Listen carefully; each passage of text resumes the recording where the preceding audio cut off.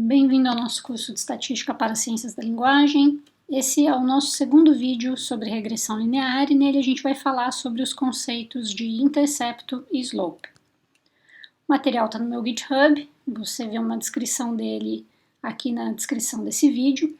E para quem for acompanhar no tutorial, é o mesmo tutorial para os vídeos 12, 13 e 14. No nosso último vídeo, a gente falou que a regressão ajusta uma reta que modela os nossos dados e que essa reta é ajustada de tal modo que ela fique a menor distância possível de todos os pontos.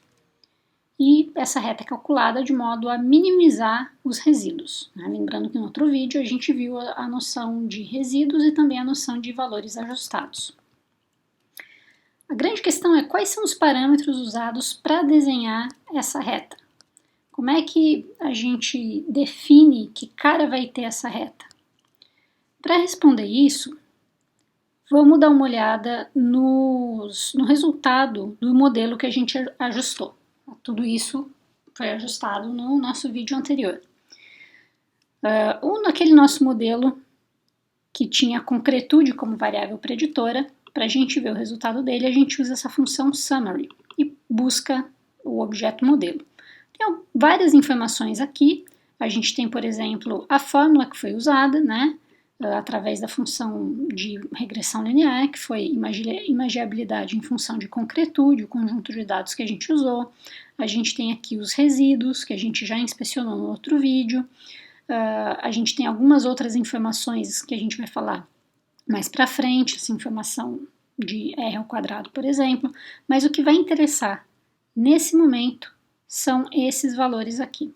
Mais especificamente, esses dois, tá? A gente vai olhar para a tabela de coeficientes do modelo ajustado. Para quem já conhece um pouquinho de estatística e gosta de olhar e bater o olho no p-valor, ele está aqui, mas a gente não vai falar dele, tá? O p-valor tem a ver com estatística inferencial e isso vai ficar bem mais para frente aqui no nosso curso. A gente vai dar uma olhada no valor estimado para dois termos que são o intercepto e o slope, que são dois termos usados para desenhar a nossa reta. O intercepto, que aqui eu estou só copiando de novo, em vez de copiar tudo isso aqui, eu estou copiando só esses valores, tá? De intercepto e concretude, Intercepto e concretude, os valores são os mesmos. A definição de intercepto é o valor de y quando x é igual a zero. No nosso caso, é o valor de imagiabilidade quando concretude for igual a zero. O valor das notas de imagiabilidade quando a nota de concretude for igual a zero. Isso não faz muito sentido, mas a gente já vai chegar lá. Esse valor aqui do intercepto foi de 0,4. Para entender isso, para entender, às vezes essa definição ela parece muito matemática, muito fora da realidade, o valor de y quando x é igual a zero, a gente pode voltar para o nosso gráfico, que a gente já viu e já conhece, que a gente tinha concretude no eixo x e imagiabilidade no eixo y. Então, intercepto é o valor de y quando x é igual a zero. Se a gente vier aqui no eixo x, a gente tem o valor 0, sobe aqui, e aqui é o nosso valor de intercepto, ou seja, o valor de y quando x é igual a zero. Se a gente pudesse traçar uma reta aqui, a gente veria que esse pontinho aqui é aproximadamente 0,5, que é exatamente o que a gente tem aqui. Exatamente não, aproximadamente aqui é 0,465. E a gente vê isso nesse gráfico. Então, o intercepto é um valor que ajuda a desenhar a nossa reta, definindo em que ponto a reta intercepta, a reta cruza o eixo y, sempre quando x é igual a zero. Tá? Isso aqui é muito importante, porque ela pode cruzar em vários momentos, quando x é igual a 2, quando x é igual a 4, mas o intercepto diz respeito ao valor de y quando x é igual a zero. Então, quando a gente vai desenhar uma reta, uma das coisas que a gente tem que definir, se essa reta está aqui num plano, é onde ela vai cortar o meu eixo y. Poderia ser no 6, no 4, no 2. Nesse caso, vai ser nesse ponto aqui, que é igual a 0,465. Então, lembrando que a nossa pergunta aqui é, uma vez que a gente entendeu que uma regressão é um modelo que tenta achar valores ajustados aqui com uma reta, como eu desenho essa reta? Por que essa reta está aqui e não está aqui em cima ou aqui embaixo? Por que ela está exatamente aqui? Por que é esse modelo e não algum outro? Por que essa reta é dessa maneira? Para eu desenhar essa reta, eu preciso de alguns parâmetros e um deles é justamente o intercepto, que vai me dizer onde essa reta intercepta o eixo y quando x é igual a zero.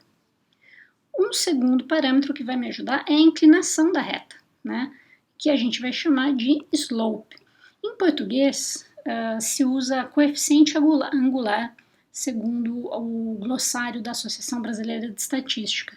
Eu acho muito longo ficar usando o termo coeficiente angular. O slope é um termo que se usa correntemente também aqui no Brasil, então eu prefiro falar slope, tá? Tem gente que fala, por que não diz aclive, já que a reta está subindo? Porque se a reta estivesse descendo, seria declive. Então, para usar o mesmo termo, eu prefiro usar slope. Porque se a gente pensar na reta, o que vai determinar a carinha dela, como ela é, onde ela está no plano? Onde ela cruza o nosso eixo y, quando x é igual a zero, e também a inclinação. Ela vai subir? Ela vai descer? Ela vai continuar reta? Se ela for subir, como está subindo essa aqui, com que inclinação ela vai subir? Isso é o slope. Aqui a gente vê que ela está subindo de acordo com algo que a gente botou no eixo x, que são as notas de concretude. Então a gente tem um slope, a gente tem um índice aí de inclinação de reta relativo à concretude. E o slope, nesse caso, tem um valor de 1,01. Então a reta vai inclinar em função de concretude numa magnitude de 1,01. O que isso quer dizer? Voltando aqui para o nosso gráfico. Significa que para cada unidade que eu subo, que eu aumento, que eu ando aqui à direita no meu eixo x, eu vou aumentar em 1,01 o valor no meu eixo y. Então, se eu saio de 2 e ando para 3 na minha nota de concretude, essa reta vai subir de modo a aumentar em 1,01 a nota de magiabilidade. Com isso, então, a gente tem dois parâmetros que dão conta da nossa reta, que são o intercepto e o slope. E a gente pode usar intercepto e slope para fazer algumas previsões. Por exemplo, qual que é o valor de magiabilidade para uma palavra com nota 2 de concretude? Então, vamos pensar com calma nessa pergunta. Toda palavra vai começar com pelo menos 0,4654 aqui, que é o valor do intercepto. Então, vai começar com pelo menos essa nota de magiabilidade, porque é a nota de magiabilidade quando x é igual a zero. É o nosso y quando x é igual a zero. E aí eu quero saber qual que é o valor de magiabilidade para uma palavra que a nota de concretude seja igual a 2, segundo o nosso modelo. O resultado vai ser somar esse intercepto com o slope vezes 2, porque a nota é 2. Aqui é o valor de imagiabilidade quando x é igual a 0. Se eu ando 1 à direita, se eu aumento em 1 a minha nota de concretude, eu vou aumentar em mais 1,0112 essa nota aqui. Aí eu ando mais 1 para chegar nessa nota 2, e aí o resultado vai ser 2,4878, tá? Então a gente pode até ver aqui, vamos pegar a nota 2, Nota 2 tá aqui, seria esse o valor. Se a gente tentar traçar uma linha reta, vai ser aproximadamente 2,5 aqui, tá? Que foi o que é calculado aqui. Qual o valor de magiabilidade para uma palavra com nota 3 de concretude? O intercepto mais o slope vezes o valor de x que eu quero, que é 3, vezes 3. Então, intercepto, o slope de x, mais o valor de x que eu quero calcular, que é 3. E aí eu vou ter essa nota que é em torno de 3,5, 3,499. Vamos lá? Nota 3 seria mais ou menos aqui.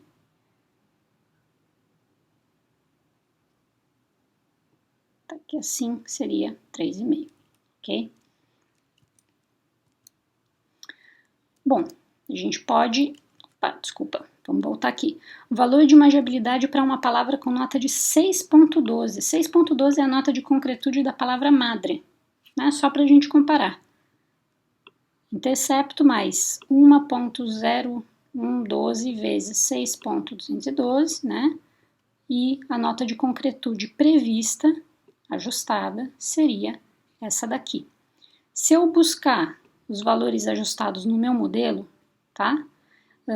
E aí eu busco madre, como a palavra madre é a primeira ocorrência aqui, eu vou ter 6,747. Tá? Aqui foi 6,746. Tem uma pequena diferença entre um e outro, mas isso aqui é coisa de arredondamento do R e tal. Mas o que a gente consegue ver é que para chegar nesse valor, o que o nosso modelo está fazendo é aplicar essa fórmula aqui, tá? Então aquela reta é desenhada considerando um intercepto de 0,46 e um slope de concretude de 1,01. Se a gente for colocar isso numa fórmula matemática, para uma regressão com uma variável, a gente tem a seguinte situação. Como é que eu calculo y? Intercepto mais slope de x vezes o valor de x que eu quero ver, que é exatamente o que a gente estava vendo aqui, né? Intercepto mais slope de concretude mais o valor de concretude que eu queria avaliar. Talvez vocês conheçam isso aqui, se lembrarem aí das aulas da escola de álgebra linear, como y é igual a a mais bx. Ou como a gente costuma ver mais em livros de estatística para linguistas, por aí, y igual a beta 0 mais beta 1 x1, né? Ou seja, para um x específico aí, que no nosso caso seria concretude, eu tenho um beta associado, né? Um slope associado. Então, eu vou continuar chamando de intercepto e slope. Sempre que tiver uma fórmula, isso aparece como respectivamente como beta 0, beta 1, tá? Se vocês lembrarem, assim tá ótimo, tá? A fórmula tá aqui para registro. Só para vocês verem um outro exemplo, tá? Aqui a gente tem 4 painéis com os nossos dados e veja que eu tenho retas com interceptos e slopes diferentes.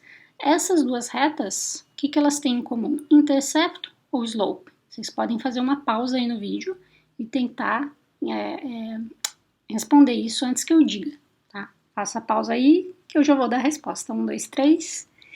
E a resposta é que o slope é igual, né? A gente consegue ver até que elas são paralelas, mas o momento em que essa reta cruza o eixo y quando x é igual a 0 vai ser diferente. A gente vê que aqui esse valor é mais alto, né?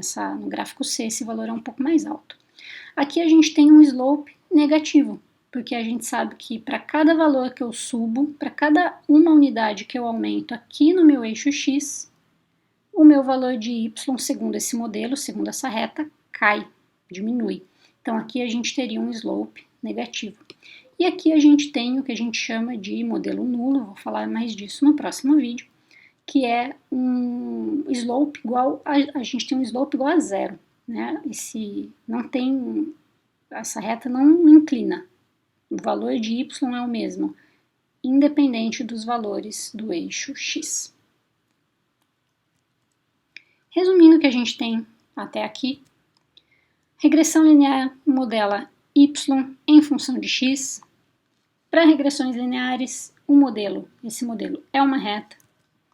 Os parâmetros para desenhar essa reta são o seu intercepto e o seu slope. Apenas com isso a gente consegue definir a cara da nossa reta, como ela vai ser. Essa equação é y é igual intercepto mais slope vezes a observação, né, que você quer daquela variável preditora ali, né, B0, beta 0 mais B1 mais vezes x1. Uma atenção que a gente tem que ter antes de seguir para os próximos vídeos, é lembrar que a gente nunca pode fazer previsões ou predições baseadas em uma regressão linear para além dos valores máximo e mínimo da variável preditora. Traduzindo para o português com um exemplo. Vamos supor que, um exemplo que não é linguístico, vamos supor que em algum momento da nossa vida, da vida de um ser humano, a gente consiga fazer uma relação entre a altura da pessoa e dias de vida que seja uma relação linear. Então vamos supor, sei lá, que do 5º ao 10º dia você tem um ganho linear de altura daquele bebê em centímetros. Tá? Não sei se dá para fazer isso, não é minha área, mas vamos supor que possa. E aí, sei lá, o bebê cresce 2 centímetros por dia. Não tenho a menor ideia de como bebês crescem, não tenho contato com bebês, mas vamos supor que o bebê cresce lá 2 centímetros por dia e eu tenho análises de 2 a 10 dias, 2 a 5 dias desse bebê. Eu não posso, com base nisso, falar, como é que vai ser a altura desse bebê, então, quando ele tiver 30 mil dias, 15 mil dias, porque a gente sabe que o crescimento de uma pessoa não é uma coisa linear. A gente sabe que o ser humano espicha em alguns momentos e depois ele meio que para de crescer. Então, se eu tenho uma relação linear e eu faço uma regressão linear, é só para os valores mínimo e máximo da minha variável preditora. Eu não posso extrapolar aquilo para valores que eu não estou observando, porque eu não sei se aquela relação vai continuar linear para valores que estão acima ou abaixo da variável preditora que eu tenho. Tá? O exemplo que a gente viu, por exemplo, diz lá, o intercepto nos dá a nota de imagiabilidade quando a nota de concretude é igual a 0. Isso nem faz sentido para o nosso modelo, porque não existe nota de concretude igual a 0. As notas eram dadas de 1 a 7. Isso é um exemplo de que o R faz conta e quem interpreta os dados somos nós. Então a gente tem que ter muito claro o que significa um intercepto para que a gente possa interpretar corretamente o resultado de um modelo linear. E a gente tem que saber o que dá para descrever a partir daqueles números que estão ali e o que não dá para descrever. Então, fazer previsões além dos valores máximo e mínimo da variável preditora é algo que a gente não pode fazer. No próximo vídeo, a gente continua falando de regressão linear e a gente vai discutir como o modelo chega nesses valores de intercepto e slope. Até lá!